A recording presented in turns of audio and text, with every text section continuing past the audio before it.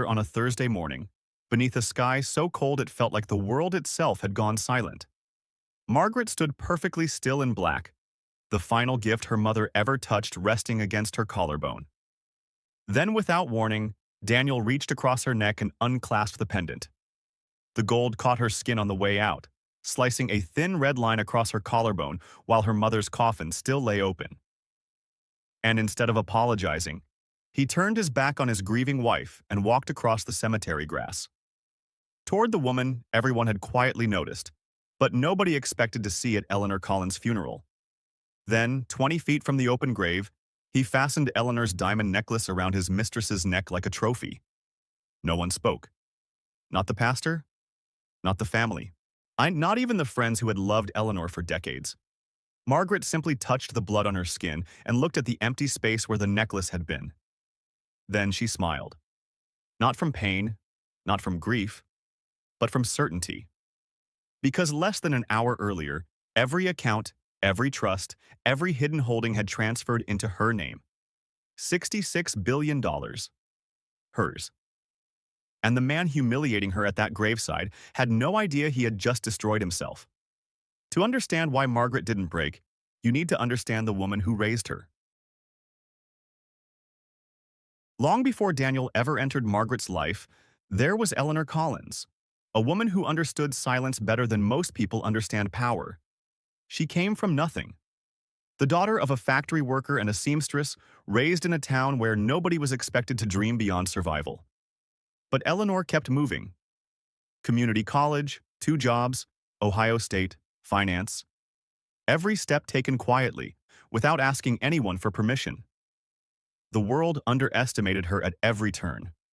Paid her less, passed her over, borrowed her ideas, and she used every slight as fuel. By 35, she made her first private real estate investment. A small commercial building on Columbus's east side that nobody believed in. 4 years later, it had tripled in value. Eleanor was already buying the next one, and the one after that. But no matter how much she built, she never stopped being Margaret's mother first.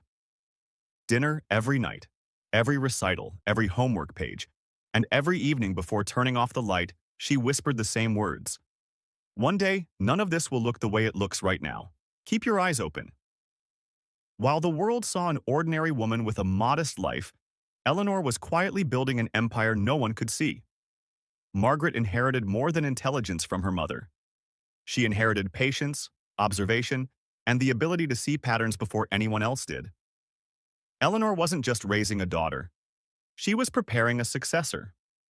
And years later, standing in that cemetery, Margaret finally understood exactly what her mother had been preparing her for. Then Daniel walked into her life, looking like love, and hiding something far more dangerous. Daniel Whitmore entered Margaret's life during her final semester at Michigan, at a charity fundraiser in Ann Arbor. He was charming, articulate, and present in a way that made Margaret feel seen after years of simply observing everyone else. For 2 years, he showed up exactly the way he promised. Calls on time. Dates that mattered. Questions that felt real. Then, on a quiet Sunday by the river, where they had once walked on their 3rd date, Daniel proposed. Margaret said yes without hesitation, believing she had found the rare kind of love that feels both exciting and safe. That evening, they celebrated with Eleanor, who smiled, toasted them warmly, and said everything a mother is expected to say.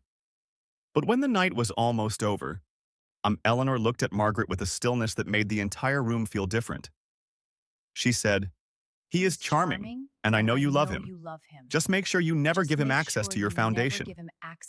Margaret thought her mother meant emotional stability. She had no idea Eleanor meant far more than that. They married in September 2007 in a small ceremony that felt simple, intimate, and full of promise. Margaret poured herself into his future, helping build the business that would eventually make Daniel powerful. But from the very beginning, Daniel was already learning how easy it was to profit from Margaret's brilliance while leaving her name off everything. Success didn't change Daniel overnight. It changed him the way erosion changes stone. Slowly, quietly, until the shape was no longer recognizable. As Whitmore development grew, So did Daniel's appetite for distance, luxury, and a version of himself Margaret no longer recognized. Then, one fall evening, while emptying his jacket for the cleaners, Margaret found the first crack in the story. A dinner receipt for two. She asked him about it quietly. No accusations, no raised voice. And for 2 seconds, she saw something that looked almost like shame. Then it disappeared behind the polished confidence she had once mistaken for depth. After that, Margaret started noticing everything. The phone face down, the calls taken outside, the excuses that sounded rehearsed before they were even spoken. And then one name began surfacing around the edges of every conversation. Vivian, the new marketing director. Smart, elegant, excellent at her job, and increasingly impossible to separate from Daniel's changing routines. By the summer of 2013, Margaret no longer needed proof. She could feel the temperature in the room changing before the words had even formed. Most people would have confronted him. Margaret drove to Columbus instead. She sat across from Eleanor at the kitchen table and told her everything. Eleanor listened in silence, then slid a worn manila envelope across the table and said the words that changed everything. Good. Now you know exactly what you're working with. Inside that envelope was 30 years of silence and $66 billion waiting for the right moment. Margaret stared at the worn manila envelope between them, sensing before she opened it that this was not just paperwork. It was a blueprint. Inside were 30 years of silence. Commercial real estate across 7 states, private equity holdings, Zurich commodities accounts, infrastructure investments in international markets, equity positions in private companies most people had never even heard of. And then the part that stole the breath from her lungs, a trust in Margaret's name created when she was 9 years old. It had been compounding quietly for decades, growing while Margaret lived an ordinary life, never once knowing the scale of what her mother had built. She read the final valuation once, then again. Her coffee went cold before she could process the number. $66 billion. Hidden in plain sight by a woman the world had mistaken for ordinary. Margaret asked the only question that mattered. "Why didn't you tell me?" Eleanor answered with the same dangerous calm that had built everything. "Because I needed to know who you were before I gave it to you. I needed to know what you would do when life got difficult. I needed to know whether you would use this correctly." Margaret folded the documents back into the envelope, drove home to Chicago, and said nothing to Daniel. But from that same week forward, while Daniel was busy losing himself, Margaret quietly began preparing to inherit far more than money. By the time Eleanor's health began to fail, Margaret was no longer a wife watching Betrayal. She was becoming her mother's successor. By 2016, Margaret began noticing what Eleanor refused to say out loud. The slowness, the weight loss, the fatigue that no longer looked like ordinary tiredness. In August, the diagnosis came. A progressive autoimmune illness affecting Eleanor's neurological system. Serious, irreversible. Eleanor received the news the way she received everything, with steadiness, questions, and a plan for what came next. Over the following months, she finalized every account, every holding, every trust, making sure the transfer to Margaret would be fast, clean, and impossible to challenge. In January 2017, Margaret drove to Columbus for what Daniel believed was just another weekend helping her mother with paperwork. She stayed by Eleanor's bedside through Friday and Saturday, already awake before dawn on Sunday when her mother's breathing began to change. Then, with slow, deliberate hands, Eleanor reached for the necklace she had worn for years. Diamond and gold. One of a kind. She removed it from her own neck and fastened it around Margaret's collarbone with the same patience that had built her empire. Then she whispered the final instruction that mattered more than any legal document. "Do not take this off," Margaret promised. And those were the last true words they ever shared. Within the hour, Eleanor Collins was gone.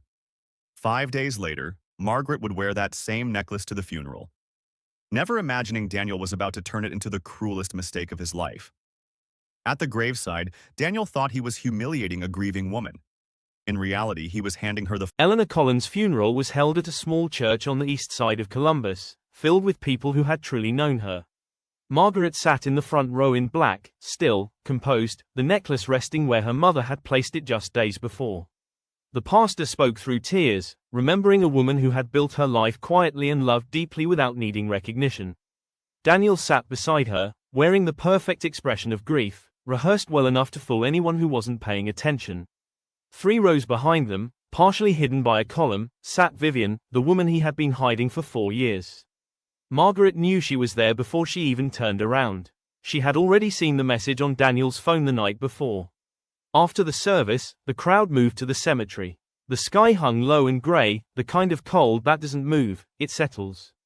Margaret stood at the edge of the grave, one hand at her side, the other resting lightly against the necklace her mother had given her. Then without a word, Daniel reached over and unclasped it. The clasp caught her skin as it came away, drawing a thin line of blood as she asked the only question that mattered, "What are you doing?" He didn't answer. He simply turned, and walked across the grass toward Vivian.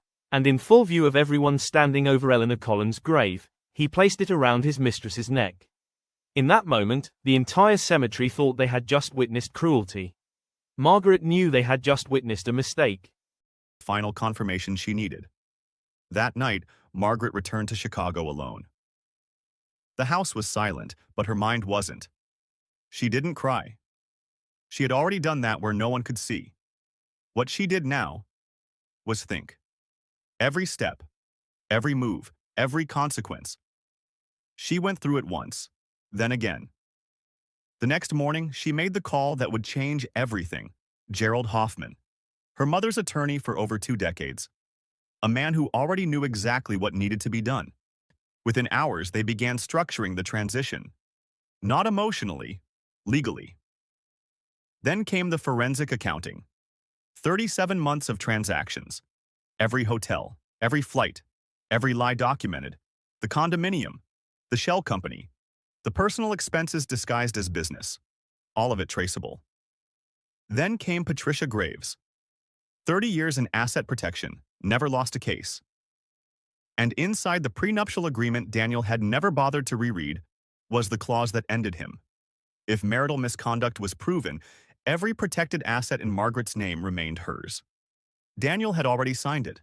Years ago. He just didn't know it yet. The strategy was simple. Document everything, secure everything, then execute, all at once. For 8 weeks, Margaret said nothing.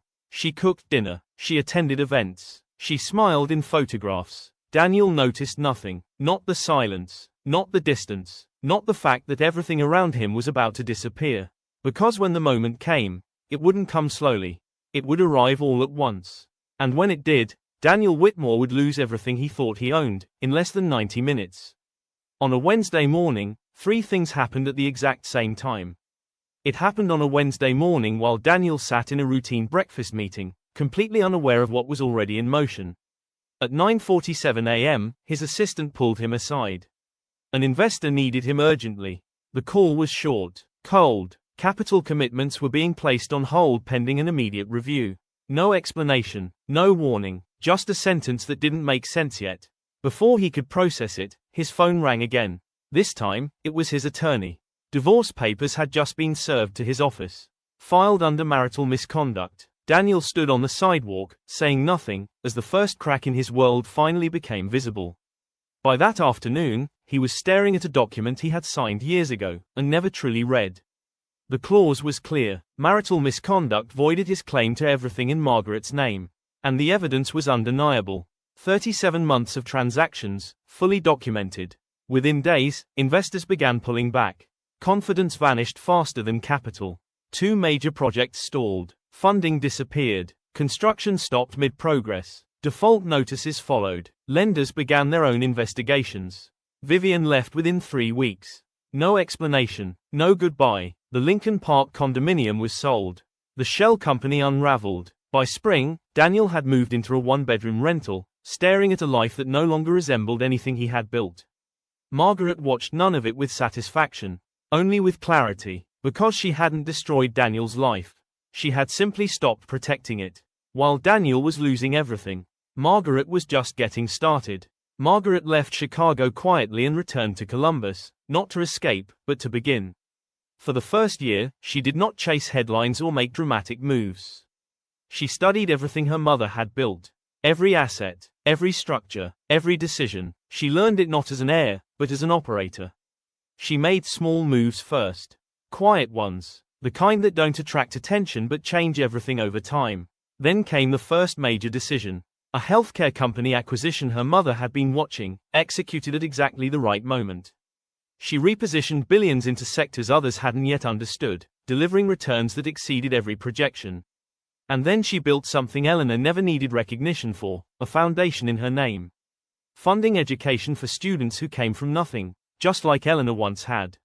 Margaret never spoke publicly about Daniel. She never needed to. When asked once, she gave a single answer. The most important thing you can do with pain is not let it define what comes next.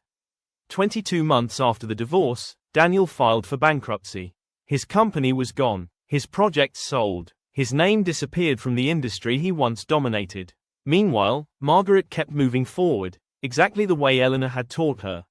The necklace returned to her, restored as part of the estate. And she has worn it every day since. On her office wall hangs a simple photograph. 2 women, a table, an envelope, and a future being quietly decided. Eleanor Collins knew exactly what she was building, and exactly who she was building it for. And on that Thursday morning, when Daniel thought he was taking something from Margaret, he revealed how little he understood. Because the woman he underestimated had never needed to fight him. She simply waited, prepared, and moved, exactly when it mattered. Quietly, precisely, permanently. If this story made you think differently about patience, power, and preparation, tell us in the comments where you're watching from. And if you're not She yet part simply of Dark waited. Mind Tales, subscribe now, because the stories we're about to tell next will change the way you see everything. Tell us in the comments where you're watching from. And if you're not yet part She of Dark simply Mind waited. Tales, subscribe now, because the stories we're about to tell next will change the way you see everything.